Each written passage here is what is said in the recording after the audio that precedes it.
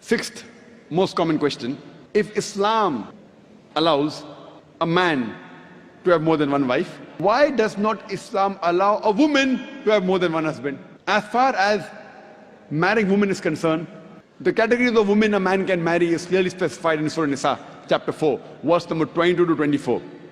And it's mentioned in Surah Nisa, chapter 4, verse 24, that you cannot marry a woman who's already married.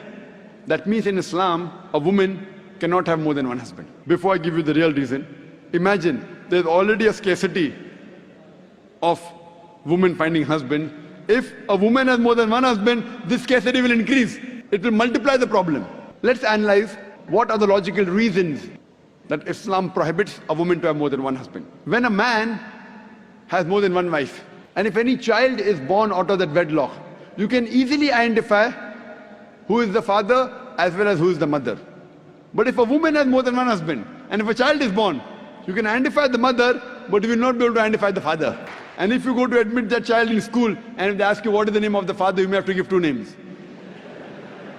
And today's psychology, they tell us that identifying the parents is very important for a healthy childhood, especially the identity of the father. If you cannot identify the parents, the child has a lot of mental trauma. Today, after science has advanced, I'm aware that there is DNA testing and genetic testing, where you can identify who is the father and who is the mother, though it's not very accurate. But even if I agree that maybe after a few years it becomes accurate, yet it has happened recently. All these years it wasn't there. And this is not the only reason why a woman is not allowed to have more than one husband. There are various other reasons.